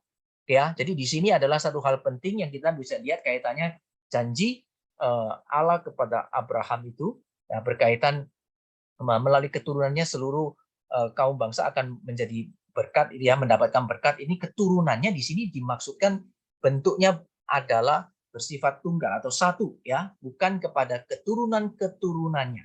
Sehingga dimaksudkan Paulus memberikan penjelasan, ya, itu hanya satu orang saja. Yang keturunan yang dimaksud siapa? Yaitu Yesus Kristus. Ya. Nah, jadi maksudku ialah janji yang sebelumnya telah disahkan Allah tidak dapat dibatalkan oleh hukum Taurat yang baru terbit 430 tahun kemudian. Dan seterusnya. Ini Paulus memberikan ketegasan. Ya. Jadi itu janji sudah diberikan. Dan itu tidak dapat dibatalkan oleh hukum Taurat. Janji itu tetap berlaku dan Allah sudah menggenapi. Ya, dan siapa yang menggenapi? Melalui keturunan Abraham siapa? Seluruh kaum bangsa di muka bumi ini akan diberkati, yaitu Kristus Yesus. Ya, sebab jikalau apa yang ditentukan Allah berasal dari hukum Taurat, ya tidak berasal dari janji, tetapi justru oleh janji Allah telah menganugerahkan kasih karunia-Nya kepada Abraham. Oke, jelas ya. Di dalam bagian ini kita bisa melihat sama-sama, secara khususnya adalah janji yang diberikan kepada Abraham, yaitu yang dimaksud dengan keturunan di sana adalah Kristus. Ya, dan kita bisa lihat ya, ini penggenapan ketika Allah memberikan janji kepada Abraham itu di dalam perjanjian lama. Itu ada satu proses yang sangat lama ya sekian ribu tahun gitu ya, baru kemudian Allah menggenapinya di dalam perjanjian baru ketika Kristus datang. Oleh sebab itu, di dalam kitab perjanjian baru ya, kita bisa lihat ya, itu ketika Allah mengatakan ketika waktunya tiba, ya, ketika waktunya telah genap, maka Allah itu mengirimkan atau mengutus anaknya yang tunggal. Nah, ini waktu yang genap itu, ketika waktunya tiba itu, ini waktunya apa? Ya, waktu untuk boleh di mana janji daripada Allah kepada Abraham, di mana seluruh kaum muka bumi boleh diberkati, Injil boleh diberitakan kepada mereka, dan anugerah Allah juga boleh menjangkau mereka, yaitu waktunya tiba. Kristus itu datang. Kristus berinkarnasi. Oke, nah ini bagian yang terakhir, ya 19-25, saya masuk saja. Kalau demikian, apakah maksudnya hukum Taurat? Bentar ya, kursornya agak bermasalah. Ya, ia ditambahkan oleh karena pelanggaran-pelanggaran, sampai datang keturunan yang dimaksud oleh janji itu, dan ia disampaikan dengan perantara malaikat ke dalam tangan seorang pengantara. Seorang pengantara bukan hanya mewakili satu orang saja, sedangkan Allah adalah satu. Kalau demikian, bertentangankah hukum Taurat dengan janji-janji Allah? Nah, ini ada satu paralel ya. Ada satu hal yang kemudian dikomparasi, dibandingkan. Bertentangankah hukum Taurat dengan janji-janji Allah? Jawabannya jelas. Ini Paulus menegaskan. Jadi ya, sekali-kali tidak. Nah, jadi kita tidak sedang mempertentangkan hukum Taurat. Ya, dan hukum Taurat tidak bertentangan dengan janji Allah. Sebab andai kata hukum Taurat diberikan sebagai sesuatu yang dapat menghidupkan, maka memang kebenaran berasal dari hukum Taurat. Tetapi kitab suci telah mengurung segala sesuatu di bawah kekuasaan dosa, supaya oleh karena iman kepada Yesus Kristus. Ini sudah satu satu kesimpulan yang sudah tuntas atau final dinyatakan oleh Paulus ya. Oleh karena iman dalam, jadi ini jelas, oleh karena iman dalam Yesus Kristus. Janji itu diberikan kepada mereka yang percaya. Sebelum iman itu datang, kita berada di bawah pengawalan hukum Taurat dan dikurung sampai iman itu telah dinyatakan. Jadi Paulus mau mengatakan ini tidak bertentangan hukum Taurat dan janji Allah. Waktu janji Allah belum datang, kita tahu, kita ini sekarang hukum Taurat itu memberitahu kepada kita, wah kita tidak sanggup membebaskan diri dari segala kuasa dosa. Tidak ada kesanggupan manusia. Manusia membuat bagaimanapun juga tidak bisa. Tuntutan Allah itu sempurna. Dan sekarang Allah memberikan, kamu mau melihat kamu mau menyelamatkan dirimu sendiri, lakukan itu seluruh hukum Taurat. Kamu menemukan dirimu sendiri tidak bisa kan? Nah, itu dikurung karena sebenarnya kondisi itu kita ada di bawah kekuasaan dosa. Hukum Taurat menyatakan kepada kita bahwa kita sedang ada di bawah kekuasaan dosa dan kita tidak berdaya. Nah, di dalam masa penantian yang begitu lama, Allah itu sudah menyiapkan sampai waktunya tiba, kelepasan itu datang, keselamatan itu dinyatakan, janji Allah itu digenapi. Nah, Yesus Kristus itu Tuhan kirimkan. Ya, maka oleh sebab itu, untuk menunggu itu sampai itu datang, manusia baru bisa diselamatkan bukan karena melakukan hukum Taurat, tetapi semata-mata hanya karena dia boleh percaya, diberikan anugerah Tuhan untuk percaya kepada apa yang Kristus lakukan. Oke, jadi hukum Taurat adalah penuntun bagi kita sampai Kristus datang supaya kita dibenarkan karena iman. Ya, hukum Taurat adalah penuntun bagi kita sampai Kristus datang supaya kita dibenarkan karena iman. Nah, sekarang kalau imannya sudah datang, kita tidak lagi berada di bawah hukum Taurat. Oke ya, jadi Paulus menjelaskan ini dan dia menjawab tuntas. Oke ya, jadi tidak bertentangan. Sebelum janji Allah itu datang, ada Tuhan memberikan panduan hukum Taurat. Nah, hukum Taurat itu diberikan untuk menunjukkan kepada kita bahwa kita sebenarnya berada di kekuasaan dosa. Dan kita tidak mungkin dengan segala kebaikan dan segala ketaatan kita tidak bisa memenuhi tuntutan 100% akan yang dinyatakan dalam hukum Taurat. Nah, oleh sebab itu Allah tahu, Allah mengasihi kita. Anugerahnya dinyatakan kepada kita. Maka Allah boleh menyatakan mengirimkan anaknya yang tunggal supaya di dalam Kristus setiap orang yang percaya, yang beriman itu boleh diselamatkan. Nah, sekarang Kristus sudah datang, ya. Kita boleh beriman kepada Dia. Dia sudah menuntaskan karya keselamatan itu. Dia menggenapi apa yang sudah dinyatakan dalam hukum Taurat. Oleh sebab itu kita tidak lagi berada di bawah hukum Taurat, tetapi kita sekarang semua sudah dibenarkan di dalam Kristus, ya, karena iman. Itu hanya satu-satunya respon kita, dan iman itu pun adalah pemberian Tuhan. Nah, ini adalah satu kesimpulan yang indah, satu kesimpulan yang boleh mengingatkan kita senantiasa bahwa hidup kita itu semata-mata hanya karena anugerah di dalam Kristus Yesus. Kita boleh menerima janji Tuhan yang ajaib itu. Kita boleh menjadi umat Tuhan yang dikasihi Tuhan. Bukan cuma waktu kita percaya saja, tetapi sampai selama-lamanya Tuhan telah menjadikan kita umat pilihannya. Oke ya, pada bagian akhir ya, ini kita sebab kamu adalah anak-anak Allah karena iman di dalam Yesus Kristus, karena kamu semua yang dibaptis dalam Kristus telah mengenakan Kristus. Dalam hal ini tidak ada orang Yahudi atau orang Yunani, tidak ada hamba atau orang merdeka, tidak ada laki-laki atau perempuan, karena kamu semua adalah satu di dalam Kristus Yesus. Dan jikalau kamu adalah milik Kristus, maka kamu juga adalah keturunan Abraham dan menerima janji Allah. Ini adalah en Kristo yang biasa saya sangat suka untuk sebutkan ya. Ini adalah di dalam Kristus, di dalam Kristus, di dalam Kristus, di dalam Kristus. Ya, hidup kita semua boleh dimungkinkan. Kita menerima anugerah dari Bapa karena semuanya itu boleh dilakukan. Itu di dalam Kristus. Kita dibenarkan, kita dianggap benar, kita dikuduskan, sehingga kita baru boleh menikmati seluruh kelimpahan janji Allah yang diberikan kepada orang-orang yang dikasihinya. Oke, bagian terakhir saya membedakan ini ya. Kita bisa lihat sekilas ya. Ini antara law and grace. Kita bisa lihat ya, law and grace. Ini law ini berarti yang hukum ya. Hukum Taurat ini ya, grace ini adalah anugerah.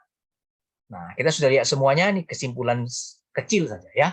Kalau di dalam law, ini berarti hidup di dalam ketaatan melalui usaha. Ya, usaha boleh mentaati hukum Taurat itu. Nah, harus taat penuh. Kalau tidak taat, langsung kutuk. Ya.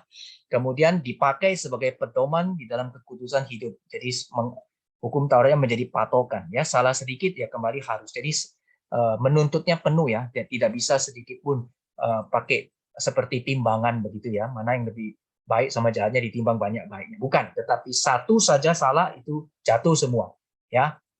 Kemudian pedoman boleh menyatakan dosa, ya dosa dan seterusnya, kuasa dosa, gitu ya. Nah, kalau grace itu adalah sebuah karunia Tuhan yang memimpin kepada iman, dan semuanya itu adalah in Christ. In Christ, pedomannya tidak ada yang lain, yaitu Kristus saja. Kita dibenarkannya karena Kristus. Ya, kekudusan hidup kita juga karena Kristus. Kita bisa kudus karena Kristus, bukan karena kita. Kita sendiri masih bisa jatuh, tetapi kita dibenarkan bukan karena kekudusan kita, tetapi karena Kristus sendiri. Ya, kita diperhitungkan menjadi orang yang benar dan orang yang kudus. Dan di dalam anugerah kita dibebaskan, ya, dari kutuk hukum Taurat, sehingga kita tidak lagi berada di bawah hukum Taurat, tapi kita berada dalam anugerah Tuhan melalui apa yang diberikan kepada kita. Respon kita adalah di dalam iman saja. Oke, saya berhenti sampai di sini. Saya akan stop share. Kiranya apa yang boleh di-sharingkan boleh menguatkan kita dan menjadi berkat bagi kita semua. Terima kasih. Ada pertanyaan atau ada hal-hal yang mau di-sharingkan, silakan. Sambil saya kembalikan ke ya, ada ya, tulis ya. Iya, maaf Silakan. Pak, saya mau bertanya nih. Mm-mm. Saya pernah mendengar di sebuah di YouTube ya. Bagaimana hubungannya di Galatia 3 ini, Galatia 3 ayat 28 khususnya dikatakan bahwa seseorang itu, orang itu ya, itu pindah agama karena secara letterlet katanya tidak ada kalimat yang menyatakan bahwa Yesus itu harus disembah. Gitu Pak, saya tidak paham ini bagaimana. Oke, baik. Jadi orang pindah agama karena di dalam Alkitab tidak ada dikatakan, tidak dikatakan secara literal bahwa Yesus itu kita harus menyembah Yesus gitu. ya. Jadi kalau tidak dikatakan Yesus harus disembah, jadi kita tidak harus menyembah Yesus ya. Sebenarnya kalimat-kalimat seperti itu ya, kita harus melihatnya begini ya. Itu sebenarnya tidak perlu juga dijawab secara teologi pun sebenarnya bisa ya. Itu hanya bisa kita bisa menjawabnya juga dengan satu strategi di dalam ini mungkin berdialog dan seterusnya ya. Apakah perlu kita mengatakan bahwa begini? Saya perlu nggak menyebutkan nama saya? Apakah perlu untuk menyebutkan nama saya untuk saya dikenal?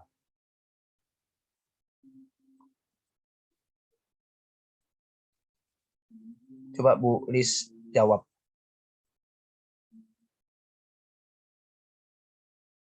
Iya Pak, betul juga.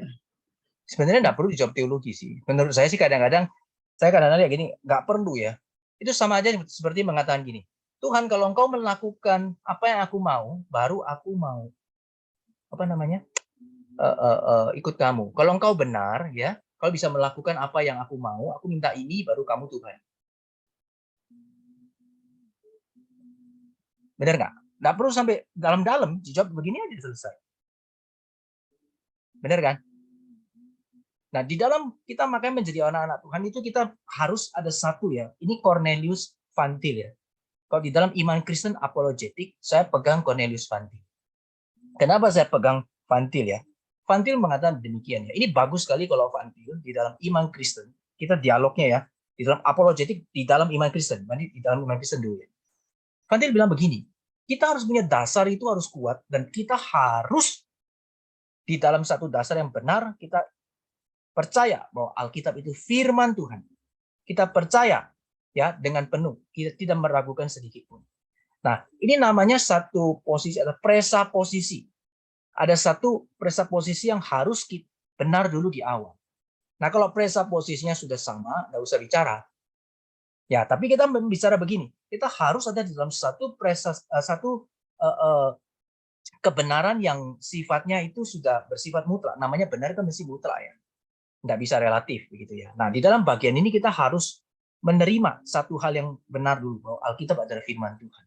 Kalau itu sudah, ya kita akan pegang itu dan kita tidak akan digeser dari apapun. Ya, dan itu pun adalah anugerah. Karena nggak bisa semua orang bisa menerima hal itu. Jelas, waktu ini kata Van Til, begitu ini dimunculkan langsung terpisah. Terpisah adalah orang nggak mau saya. Ya sudah jelas. Tapi di sanalah memang yang namanya anugerah memisahkan antara yang menerima dan yang tidak menerima. Antara yang diberikan dan yang tidak memberikan. Ya, seluruh firman Tuhan ya, dari Kejadian sampai Wahyu, kita boleh menemukan ya satu kalimat bahwa hidup kita semuanya semata-mata ya memang Tuhan boleh pimpin kita semua ya memang karena Tuhan yang berkarya. Tuhan yang memberikan segala anugerah itu baru kita bisa. Kalau tidak ya tidak mungkin. Ya. Jadi di dalam salah satu contoh lagi saya coba memberikan jawab ya. Misalnya kita bisa lihat di dalam beberapa kitab ya. Kita nggak bahas secara khusus, tapi kalau nanti coba bahas ya. Khususnya kita waktu membahas di dalam kitab yang di satu kitab ya itu tidak dituliskan siapa nama penulis. Ya, tetapi di dalam kitab itu dikasih semacam hints. Dia ada tulis ya yang mengarahkan bahwa kita buka saja ya. Coba Bapak Ibu sekalian kita lihat sama-sama ya. Ini maksudnya saya mencoba membawa kita bersama-sama melihat ya.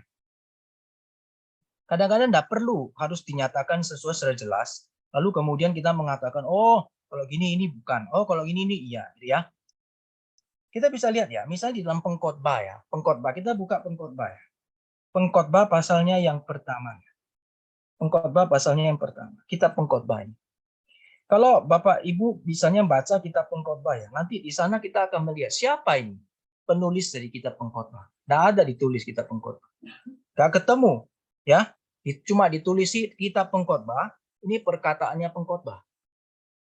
Oke ya, saya bacakan ya. Nanti coba Ibu Lis boleh baca lagi nanti. Pelan-pelan lihat baca semua kitab pengkhotbah juga enggak apa-apa ya. Tapi ditulis begini, pengkhotbah 1 ayat yang pertama, inilah perkataan pengkhotbah anak Daud, raja di Yerusalem. Kesia-siaan belaka, kata pengkhotbah. Kesia-siaan belaka, segala sesuatu adalah sia-sia. Apa gunanya manusia dan seterusnya dikatakan. Nanti kita baca lagi seterusnya ya. Kemudian ayat yang ke-12 ya. Dikatakan aku pengkhotbah adalah raja atas Israel di Yerusalem. Aku membulatkan hatiku untuk memeriksa dan menyelidiki dengan hikmat segala yang terjadi di bawah langit. Itu pekerjaan dan seterusnya. Nanti kita lihat lagi di bagian lain. Dia akan memberikan lagi siapa. Pengkhotbah itu siapa, tapi nggak ditulis namanya siapa. Terus kita bilang, oh berarti ini namanya siapa? Ini ditulis, ini kitab pengkhotbah ini dinyatakan seluruh ahli itu sepakat menuliskan bahwa siapa yang menulis kitab pengkhotbah? Ada yang tahu? Siapa yang mau jawab? Nggak ditulis namanya. Siapa yang menuliskan kitab pengkhotbah?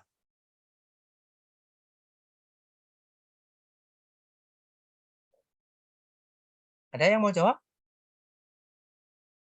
Nggak tahu. Yang menuliskan kitab pengkhotbah. Ini perkataan pengkhotbah anak Daud, Pak. Ya, siapa? Wah. Seluruh ahli ya kitab suci, waktu kita bacain siapa yang menulis kitab pengkhotbah ini adalah Salomo. Tapi Salomo enggak bilang dia, saya Salomo yang tulis kitab pengkhotbah. Jelas nggak maksud saya? Kalau cari nama Salomo di seluruh kitab pengkhotbah enggak ada. Tapi ini yang tulis adalah Salomo. Dia enggak perlu tulis namanya untuk menunjukkan dia ini adalah penulisnya. Tapi di dalamnya dia tulis. Secara jelas nanti kalau kita baca keseluruhan, itu semua menunjukkan bahwa yang menulis adalah Salomo. Nah, saya kembali ya. Sekarang itu hanya satu ilustrasi yang ada dalam kitab suci yang ada seperti itu. Tidak harus sesuatu itu disebutkan dan kemudian menyatakan dia bagaimana. Kalau kita melihat dalam seluruh kitab suci ya, dari Kejadian sampai Wahyu ya, kita bisa melihat. Tidak perlu dituliskan juga harus mengatakan Yesus sendiri mengatakan dia adalah Tuhan. Tidak perlu menulis gitu, tapi dia adalah Tuhan. Ya, kita bisa melihat ya satu hal Tuhan sendiri yang mengatakan. Kita bisa melihat ya. Kalau Tuhan Yesus tidak pernah mengatakan bahwa oh ya memang aku adalah Tuhan dan sembahlah aku. Ya, itu dipakai karena dia tidak bilang maka dia bukan Tuhan. Ya. Tetapi bagian lain kita bisa melihat bagaimana apa yang dikatakan oleh Kristus. Salah satunya kita bisa melihat perkataan ego eimi. tahu artinya ego ini? Aku adalah, aku adalah, aku adalah. Perkataan aku adalah ini adalah satu perkataan yang bersifat divine. Divine itu ilahi. Ketika bangsa Israel, bukan bangsa Israel, ketika Musa dipanggil Tuhan dan Musa tanya kepada Tuhan, Tuhan, nanti ya kalau orang Israel itu tanya sama saya, siapa yang akan mengutus kamu datang kepada kami? Kemudian Allah menjawab, aku adalah aku. Ya, aku adalah aku. Aku adalah. Itu istilah yang dipakai sama persis di dalam waktu Tuhan Yesus mengatakan, aku adalah, aku adalah. Nah, di sana tidak perlu menyatakan. Ya, tetapi maksudnya mengomongkan secara langsung, oh ya. Tetapi dengan kalimat ego emi, aku adalah jalan kebenaran dan hidup. Aku adalah terang dunia. Itu semua kalimat-kalimat yang dinyatakan itu adalah menyatakan satu kalimat divine atau yang menyatakan keilahian. Ya. Nah, jadi kita bisa melihat banyak sekali itu bisa ditunjukkan. Ya, saya kira tadi saya mengatakan bahwa tidak perlu sampai masuk ke ranah yang ini saya sudah mulai masuk ya di dalam sebagian kecil saja. Tapi saya mau pakai satu yang sifatnya itu adalah langsung jelas menyatakan divine. Gitu ya. Nah, sebenarnya tidak perlu saya masuk sini. Pakai istilah saya kasih 3 ya. 1 saya jawab secara ini aja strategi untuk berkata-kata, strategi untuk boleh berdiskusi. Yang kedua saya kasih contoh itu bagaimana penulis pengkhotbah yang adalah Salomo tidak perlu sebut nama dia. Nah, yang ketiga saya kasih sedikit contoh apa yang Tuhan Yesus katakan tentang dirinya. Itu sudah cukup menunjukkan ya, dan saya kira itu bisa menjawab. Semoga bisa menjawab. Jelas ya? Terima kasih, Pak. Ya, oke. Baik, ada lagi?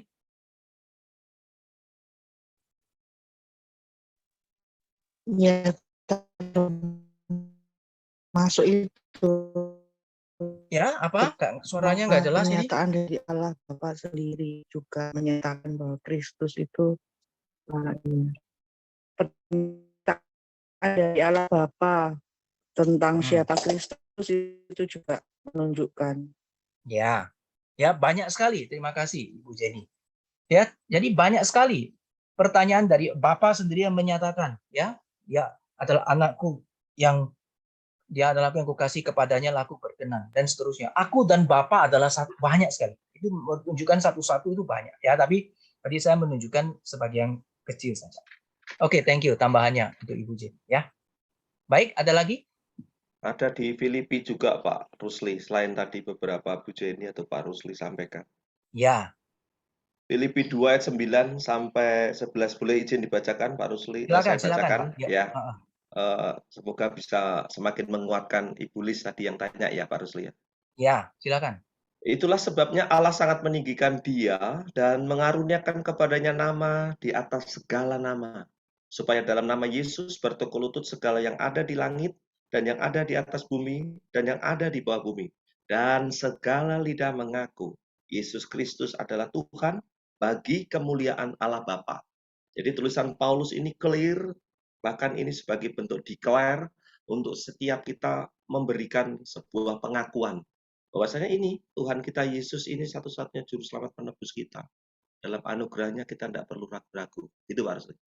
Ya, thank you. Ya, banyak sekali Bu Lis. Jadi itu banyak sekali. Jadi banyak orang-orang yang di luar iman Kristen berusaha menyerang. Tapi kita sebagai anak-anak Tuhan, kita harus tetap sandar kepada firman Tuhan dan kita percaya ya ini hidup kita karena iman ya.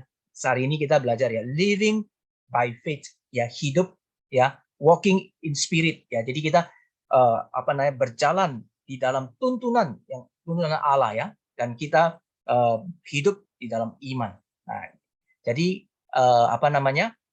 ini adalah semua semata-mata ya seperti saya katakan ya, cuman satu kata sih ya, memang anugerah, hanya anugerah Tuhan. Oke, thank you. Baik, ada lagi?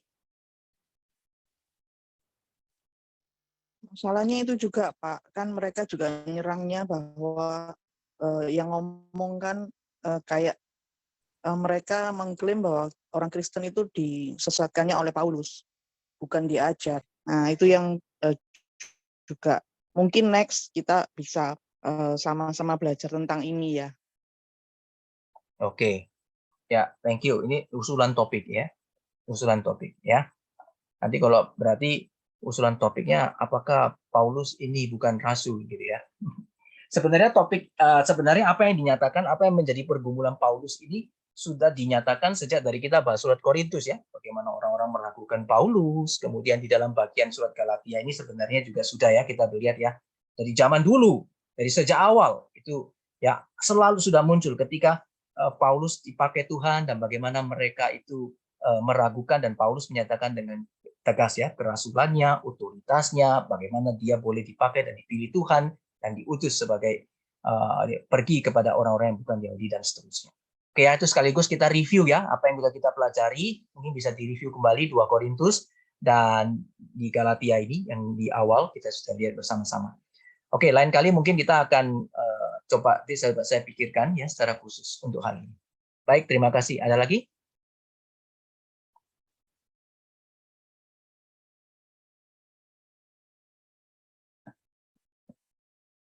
Oke, kalau cukup saya kembalikan ke Pak Richard.